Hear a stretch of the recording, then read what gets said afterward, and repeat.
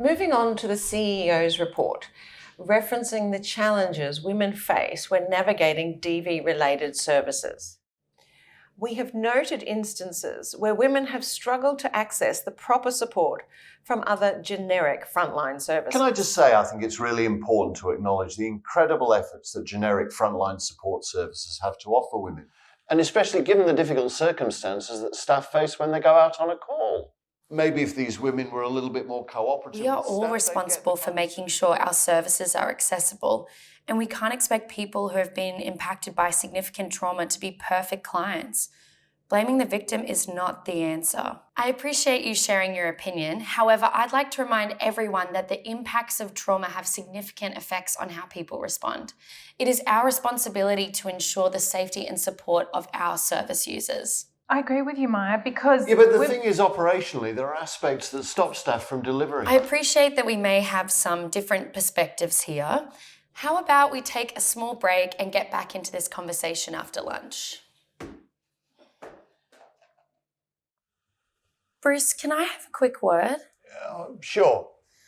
I've noticed that this is an uncomfortable topic for you, and I wanted to mention that we acknowledge the great work that frontline services do. This isn't about women being cooperative or not.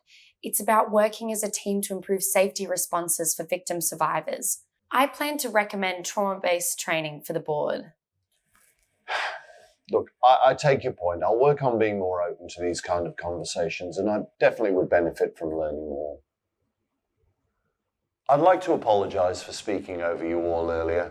Frontline responders don't always get it right first time, and I'm sorry for being defensive.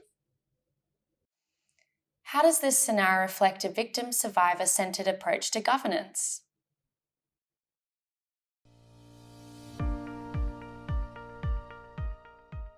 Governing a victim survivor-centred service is creating structures that value the knowledge and experience of all members. When we do this, collective action where everyone works together is possible. It's about understanding the historical and present-day forces impacting diverse genders differently, and using that understanding to inform how you achieve the goals and visions of the organisation. The board's operation is underpinned by human rights, and especially those of Indigenous peoples. Means everything the organisation does is in service of those experiencing violence, abuse and harm. The board understands they are governing a social justice human rights organisation, not a commercial business. It means being aware of different dimensions of risk identification, assessment and mitigation that are present in a victim survivor-centred organisation and what that means for governance.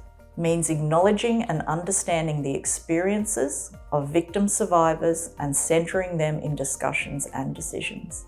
It's being informed and aware about the impact of the work and ensuring that the workforce is supported and sustainable.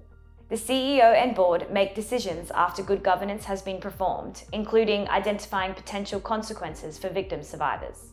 It is balancing generalist governance knowledge such as finance and legal matters with the safety and well-being of victim survivors and the workforce. It's to walk a mile in the shoes of victim survivors and keep their experiences and impacts top of mind.